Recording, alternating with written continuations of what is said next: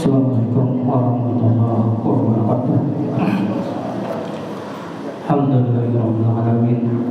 Wassalatu wassalamu ala asyrofil anbiya'i wal mursalin sayyidina wa maulana Muhammadin wa sahbihi ajma'in.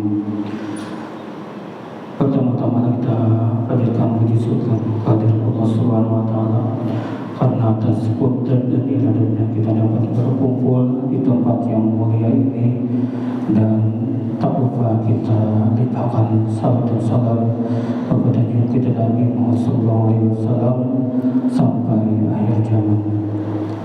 Mohon izin ulun hari ini mencoba memberikan kultum dengan judul 5 golongan yang dikhawatirkan su'ul khatimah. Jadi kita berharap dalam kehidupan kita yang akhir nanti itu tidak mengharapkan terjadinya su'ul khatimah, tetapi husnul khatimah.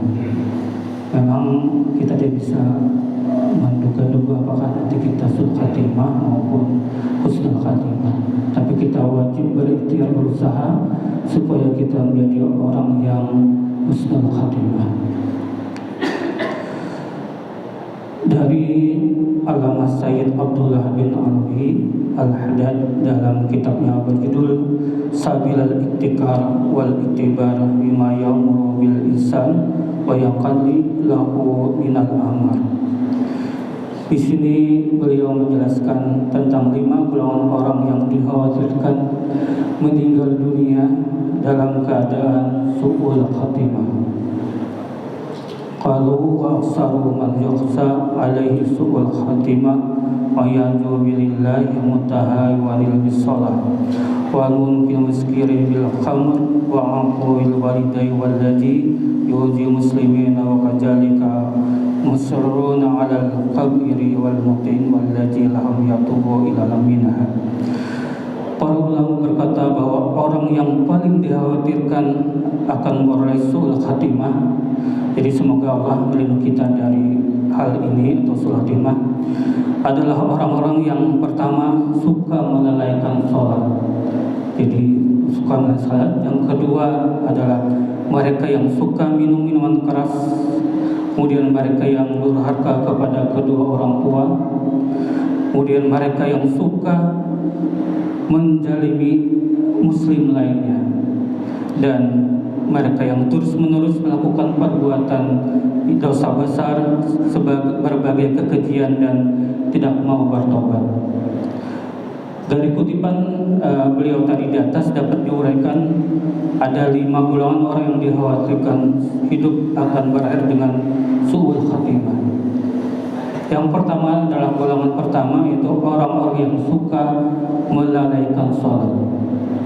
Salat itu merupakan amal yang pertama kali yang akan dihisab oleh Allah Subhanahu wa taala.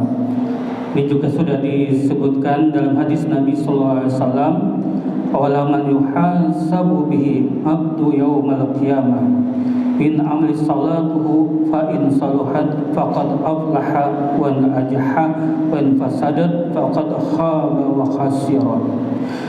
Sesungguhnya amal yang pertama kali dihisab pada seorang hamba pada hari kiamat adalah salatnya. Maka jika salatnya baik, sungguh ia telah beruntung dan berhasil. Dan jika salatnya rusak, sungguh ia telah gagal rugi. Hadis riwayat Tirmidzi. Jadi oleh karena itu hendaklah kita selalu menjaga salat kita dengan baik. Dalam keadaan seperti apapun, salat 5 waktu khususnya tidak boleh kita tinggalkan. Prinsipnya juga hendaknya berlaku juga pada keluarga kita sendiri. Juga sesuai dengan perintah Allah, itu di mana untuk diperintahkan kepada kita semua untuk menjaga diri kita dan keluarga kita dari ancaman siksa api neraka. Jadi salat menjadi hal utama untuk bisa selamat dari api neraka. Maka barang siapa ibadah salatnya sangat buruk dan dikhawatirkan hidupnya akan berakhir dengan su'ul khatimah. Bapak Ibu yang dirahmati Allah Subhanahu wa taala, golongan kedua adalah mereka yang suka mengonsumsi minuman keras. Jadi minuman keras hukumnya adalah haram. Hal ini juga sebagai tegas dalam hadis Nabi yang diriwayatkan oleh Muslim sebagai berikut. Kullu muskirin hamrun wa kullu hamrin haramun. Semua yang memabukkan adalah khamar dan semua khamar adalah haram. Para pecandu minuman keras disebut juga para pemabuk. Mereka tidak hanya membahayakan diri sendiri, tetapi juga orang lain. Sering kita mendengar kecelakaan lalu lintas akibat pengendara yang mabuk. Kemudian sering pula kita mendengarkan seorang tewas akibat ditikam dengan pisau oleh seorang pemabuk. Jadi perkembangan sekarang menunjukkan bahwa tidak hanya minuman keras saja yang membahayakan kesehatan mental manusia, tetapi juga penyebab penggunaan obat-obat bius atau narkoba. Hukumnya konsumsi narkoba juga sama dengan minuman keras, yakni sama-sama haram. Maka barang siapa tidak bisa berhenti dari konsumsi minuman keras dan penyalahgunaan narkoba, dikhawatirkan hidupnya akan berakhir dengan su'ul khatimah. Kemudian golongan ketiga, yang ketiga adalah mereka yang durhaka kepada kedua orang tua.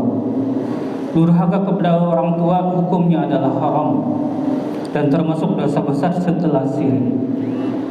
Hal ini juga sebagian dijelaskan dalam hadis Rasulullah SAW diriwayatkan oleh Anas sebagai berikut.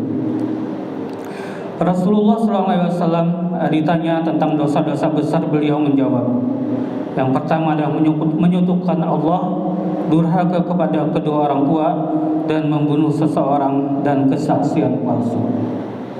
Jadi sangat masuk akal jika perbuatan durhaka kepada kedua orang tua itu, khususnya terhadap ibu, merupakan dosa besar. Hal ini disebabkan melalui mereka dengan segala jerih payah, resiko dan tanggung jawab dunia akhirat yang sangat berat. Dari perintah berbakti kepada orang tua merupakan wasiat dari Allah Subhanahu wa taala.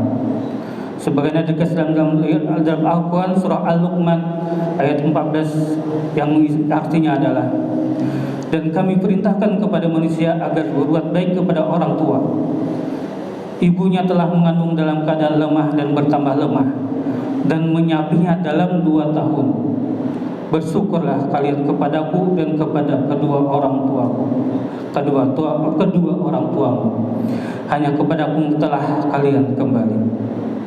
Oleh karena itu, jika seorang selalu durhaka kepada kedua orang tua dan tidak mau menerima nasihat dari siapapun untuk berbakti kepada keduanya, maka anak itu atau orang itu dikhawatirkan hidupnya akan berakhir dengan su'ul khatimah.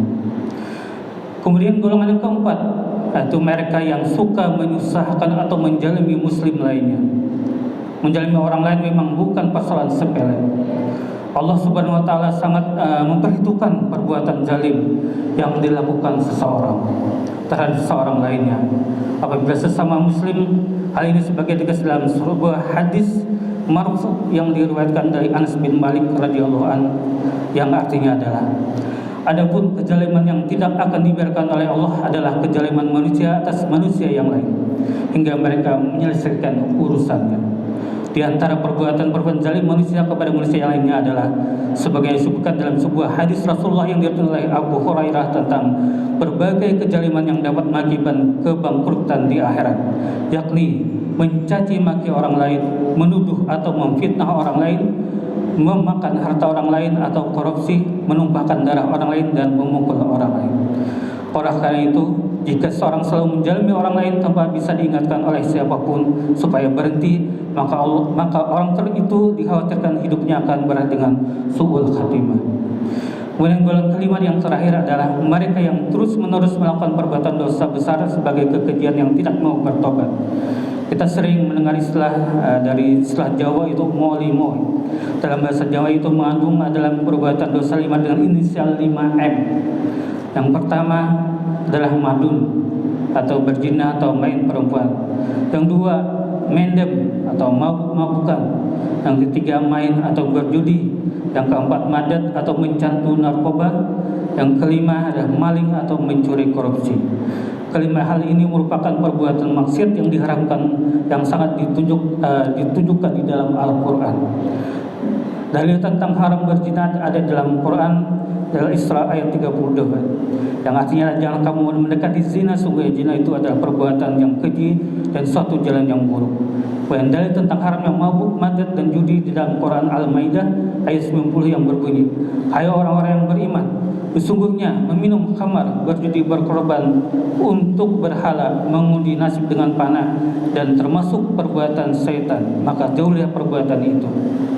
Sedang dalil tentang haramnya mencuri dalam surat Al-Baqarah ayat 188 yang berbunyi, dan janganlah sebagian dari kamu memakan harta sebagian yang lainnya di antara kamu dengan jalan yang batil.